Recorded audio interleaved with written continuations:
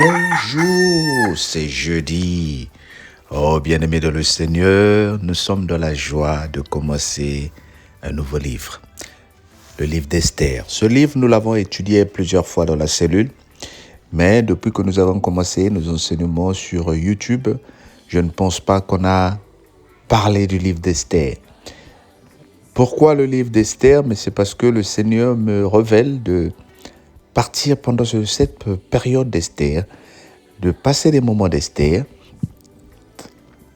de vivre la puissance de la prière et du jeûne qui peuvent changer la vie de plusieurs personnes qui nous écoutent et qui suivent ces enseignements avec nous.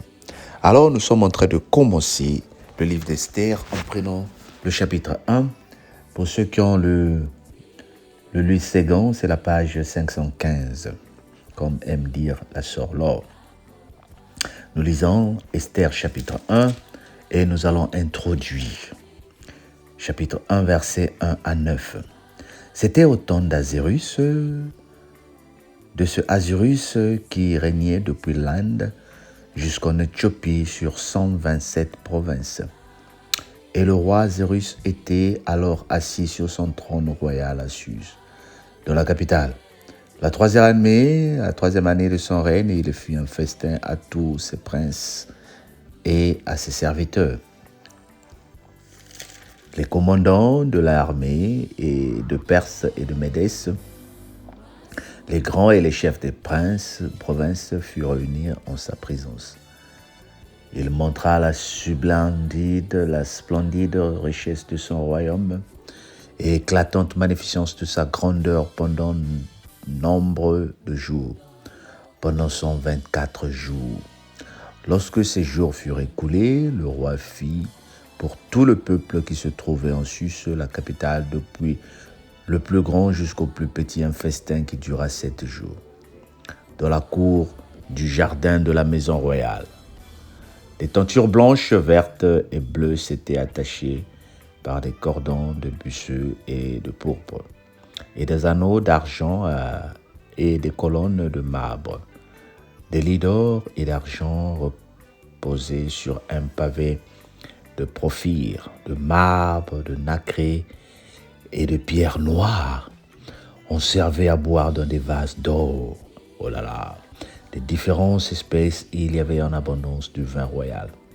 Grâce à la liberté du roi, grâce à la libéralité du roi, mais on ne forçait personne à boire, car le roi avait ordonné à tous les gens de sa maison de se conformer à la volonté de chacun.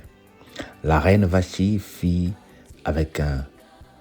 aussi un festin pour les femmes dans sa maison royale du roi d'Azérus. Amen.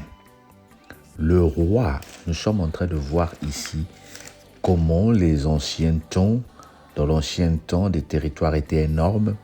Pour nous qui venons du Congo, souvent on apprend que le royaume Congo s'est allé du Congo, Gabon, des deux Congos, Gabon et l'Angola, et ça s'est allé.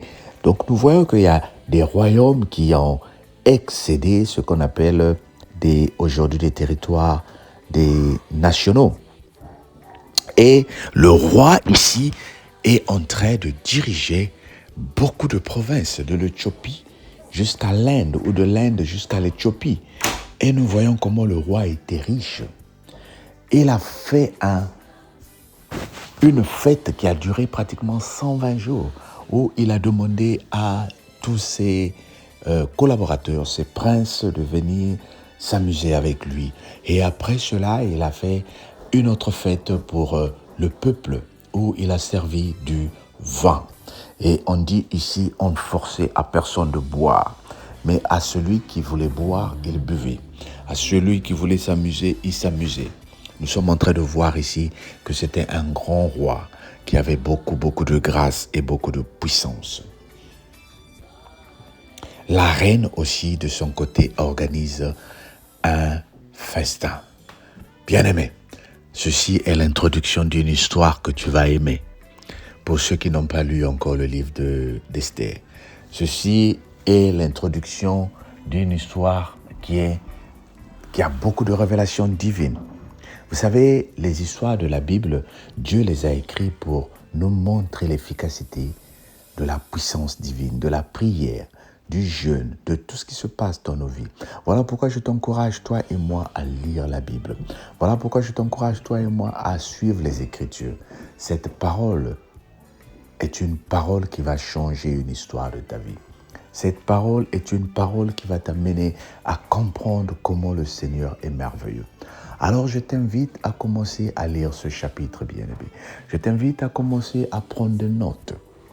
Quand tu vas ouvrir ton YouTube tous les matins pour écouter la parole de Dieu, sois prêt à écouter. Même si tu as déjà lu ce livre d'Esther, cette fois-ci le Seigneur nous amène ce livre sous une autre vision. Nous voulons voir la puissance de la parole de Dieu. Nous voulons voir la puissance du jeûne. Nous voulons voir la puissance de la prière. Et il y a un message particulier pour nous, celui de la prière et nos amis qui nous suivent. Ce message est un message qui va t'amener à protéger ton peuple, à protéger ta famille pour réussir la productivité dont le Seigneur parle. Qu'il te bénisse et qu'il t'accorde la grâce de vivre sa main. Au nom de Jésus. Amen.